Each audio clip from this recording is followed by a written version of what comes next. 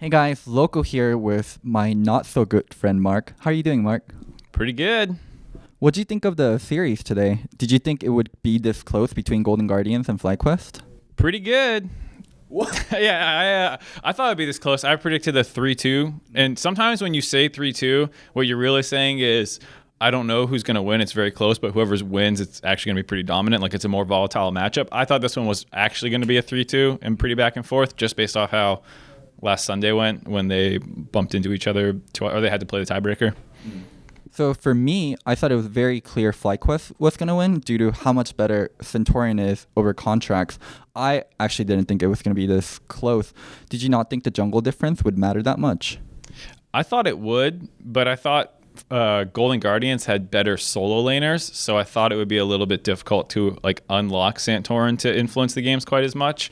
But did you see the thing we did for the countdown where we had like the pictures and the faces and the sliders? So I actually had like, even though I think Froggen's like better, I didn't think it was that. I thought it was super, super close where I had it like 55-45 kind of matchup. So I just thought overall it was going to be really close. And even though Santorin is I think a lot better, he's also, Contracts has like pop-off games and like int games, so he's more volatile. And he had a couple good games this series.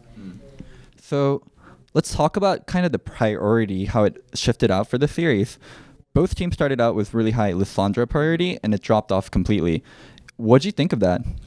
I thought it made sense. I think Pobelter is a pretty good Lissandra, and I actually think Froggen is a good Lissandra. I just don't think it works well for his team. Golden Guardians always seem to lose the games where he's on like a LeBlanc or a Lissandra. Like anything that's not a late game damage threat is not going to be good for Golden Guardians. And like game 4, I think I heard Isaiah say that he had a 60% damage share on Vel'Koz, and then the next game he's on like Aftershock Lissandra, and it's like you need him on a carry. His team needs him to carry. I think Froggen plays Lissandra and LeBlanc and all those things very well. He's been roaming a lot better this year, but like they lose their Lissandra games because come mid to late game they don't have the firepower.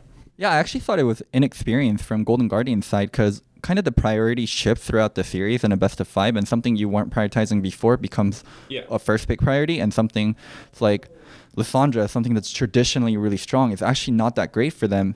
I thought Varus was the other one where it went first pick status, and I thought that was a super good first pick because definitely wants to be on strong laning champs that have easy DPS, and like Lucian is a strong laning champ but isn't easy DPS necessarily because you kind of have to get in there and mix it up, and so Varus is the perfect champ for Deathly, and they just started taking that away games 4 and game 5. Because you're not a player, I can actually talk about it. I think Golden Guardians entered game 5 draft. I thought their draft was so bad. Yeah, I think it was pretty booty. I mean, like, it's one of those drafts where, like, maybe it looks good if you're, like, this hyper aggro early game stomping team, but that's not what Golden Guardians is, so I didn't think it made any sense. Plus, like, your strongest player is on a utility thing, your most volatile player is on one of the carries in Kindred, and then you have Deathly as the other, like, primary. It was one of those games where, like, the draft is okay, but not for the team using it, maybe. Yeah, if a Korean team picked it. Or if, I thought that was a very Griffin draft. A lot of team fighting, a lot of engage, a lot of CC, but not a lot of damage. And if you have perfect coordination and perfect engage and you can snowball, then sure, but you're not that team.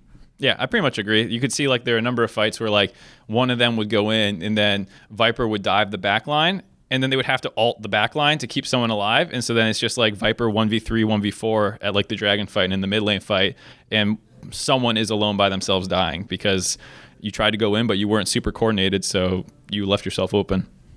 I actually thought there were a lot of inexperienced players from both sides of the team. So for FlyQuest, I think no one knows how to engage other than Pobelter and Centaurian. And you saw that in game 4 where Pobelter has to constantly go on Irelia. I thought they had a really easy way of engaging with Ryze ulting the Karthus and the Braum into the backline, and then Irelia just goes on top of that. Yeah, I mean, you can do that, but I think just based off their shot calling that game, you could tell that they were a little frazzled or like they were nervous because that was like their match point. So they had like a 5k gold lead, and then they lost Baron and Elder Dragon. And you're like, oh boy, I thought they were going to lose that game after that. But Pobelter kind of like man-moded it up, and like it hurt his scoreline, but was how they won that game. The other person I kind of want to critique a little is Contracts. I thought he had no idea what to do on Kindred. A lot of times on Kindred, when you're in a situation where you're getting doped, right? Like getting doped by the Irelia and he was about to be killed, it's important you just die without ulting. But he ulted and allowed the Irelia to live and get her cooldowns up again. I think Reaper said it best when Svenskeren didn't ult versus Bjergsen when Bjergsen stepped up. And he just died and allowed Bjergsen to die afterwards instead of using his ult in the one game that TSM lost in the later half of the split. What do you think of Contracts' play on Kindred? I think that's like the perfect parallel, because in that game, if Sven does ult and save himself, and it's like, oh, Sven doing ult, what an idiot. But if he does, that buys enough time for TSM to collapse onto where that fight was going on. The reason that they lost that fight was because their poke champion was split from the rest of the group, and then they killed the poke champ, and then they win the fight. So like, in those games, if you just let the Irelia die and Pobelter's staying alive because Lissandra has more defensive things, and you let your Kindred die, then Lucian and everyone else can run forward. But they couldn't do that because they kept saving the Irelia and allowing her to live as long as Lissandra is, when 1v4, Lissandra should live way longer than an Irelia. And every time it was about the same. Yeah. I mean, overall thoughts on this series, something to cap this off? It was a lot of fun. It was much better than I thought quarterfinals were going to be a couple weeks ago, because I thought everyone but TL, C9, and TSM looked pretty trash. And I thought, while it still wasn't like the cleanest series, it was a lot of fun. And like, I don't know. I don't think anyone has a chance for us, those three teams. But it was a lot more fun than I thought it was going to be. All right, let me milk you a little bit more so I can get above the 10-minute mark for the YouTube, the double ads. What do you think about TSM Echo Fox? Do you think Echo Fox has a shot at all? When is this coming out? I'm going to put it out tomorrow morning. Okay. Who knows? It's going to be a great, fun series. Make sure to tune in to the countdown starting at 11:30 before we go live for the games. Screw you. Do you think Echo Fox has a shot? Of course they have a shot. Tune in. I mean, like, you want to say yes because they played TL and C9 and beat them, and they're the other two, title contenders. But realistically, I don't think they have much of a shot, and I think TSM should win 3-0, maybe 3-1 if they have a bad game. I've been trying to find anyone that will say Echo Fox has a shot, but outside of Echo Fox members, no one is really saying it. Yeah, I mean, TSM's like 11-1 in their last 12 games. Like, how do you bet against that just because the team went 4-0?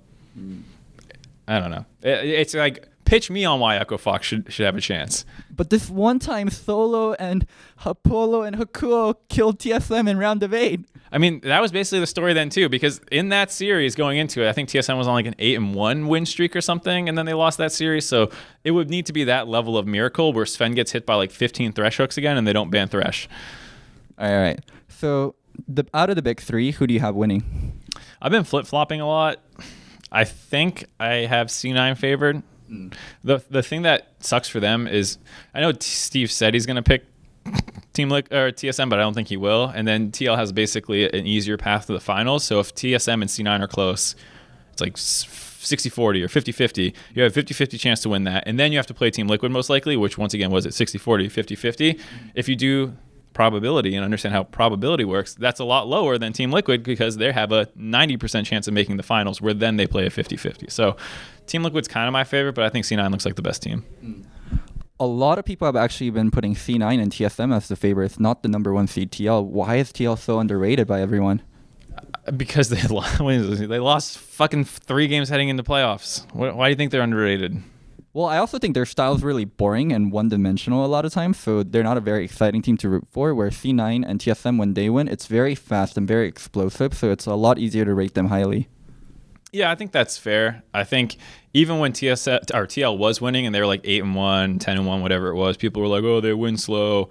They're down 2K sometimes and they have to come back into the game, this and that. So I understand where they're coming from, and I think it's scary for Team Liquid that they are slumping right now, and they don't seem to have that many unique picks or champions or play styles and things that they can do to like spice things up in a best of 5. But I still am pretty confident in them overall. Just so much raw talent in a best of 5. So we recently did the All-Pro voting. Is there someone that stuck out to you as, oh, this person definitely should have been in and this person definitely should have been out? No, I thought it pretty much went perfectly. Me too, actually. I thought it was kind of weird that C9, TSM, and TL had almost every player other than Centauran. So all the top players are on top 3 teams apparently in NA. I think that sometimes that voting happens that way and you're like, that's not really true. I think it was a lot closer this time than usual. I do think like TL clearly has the top 3 in every role. I know a lot of people bag on Impact, but he, for me, like All Pro is not just about how like are they the best in terms of skill, but also like how were they all split long. And so a guy like Impact maybe slumped some games in carry matchups, but then he also had like Scion games where he literally won the game for his team and stuff like that. And top lane was the most inconsistent one. Jensen died 12 times all season long, like almost never made bad plays. So like those ones are pretty close, and I think they're pretty clear. C9's pretty clear. TSM has a lot of the best players too. Cause you, trolled me earlier. I'm gonna actually hold you responsible and talk about the Broken Blade thing. What do you mean I trolled you earlier? The texting before the interview. I didn't text you. Texting the other person before the interview. Who did I text before? What interview? I hate you. Anyways, so you gave me crap for putting Broken Blade third in my... Give you crap. I just wanted... Mr. Technicalities. You made remarks towards me putting Broken Blade third in my All-Pro list. So let me give you my explanation, Mark, even though you said it a bunch of times on different shows because you're so popular. So many times. I think if you look at the entire picture, Broken Blade had to accomplish getting resources in terms of jungle proximity, in terms of counter picks, and actually being able to play with it. And because he was able to finally accomplish that and get that light bulb clicking and be a functional carry piece for TSM, I think he deserves all pro because of that. That's a good argument. I think the top lane was very open, all split long. I mean, even when we did the power rankings, we had Licorice number 1. That was pretty clear cut. And after that, it was a big drop off. You saw it was the biggest drop off between first and second pro all team. And then they had more people with like 20 plus votes than any other role. So like Someday grabbed enough like to be 20 plus. Haunter was 20 plus, Broken Blade was 20 plus, Impact. So yeah, I think it was a really open one. And depending on what you value, you can justify pretty much any of them because it was so open. Oh, the unique one was Core JJ actually getting all possible votes. So in Europe, Caps actually didn't get all possible votes. He was missing 1 vote from Esportspedia. I think to get all possible votes, you actually have to be likable too, because people will sometimes spite vote and not vote you in and vote someone that is very, very legitimate. So what's wrong with Licorice? Why didn't he get unanimous? One person put Someday number 1 and one person put Broken Blade number 1. I actually think Licorice is likable enough and they should win it, but maybe some people don't like C9 overall as a team, where Core JJ is like super duper likable. That's fair. I just can't believe someone wouldn't like Licorice because they don't like C9. Leave that boy alone. He's so nice. Licorice is nice, and I do think he's one of the potential, and he should have won All Pro unanimously, in my opinion, too. I think so too. It like we were saying, the same way it was such a mess under him, it's because he was so clearly the best. Any final words? How do you want to close this out? Are we done? If I just walk out, can you do the outro without me? Yeah, you can go now. Thanks. Thank you guys for watching the interview. I hope you guys enjoyed it. Thank you so much to Low Key Community for making this interview happen. If you guys want to support them, the link is going to be down in the bio.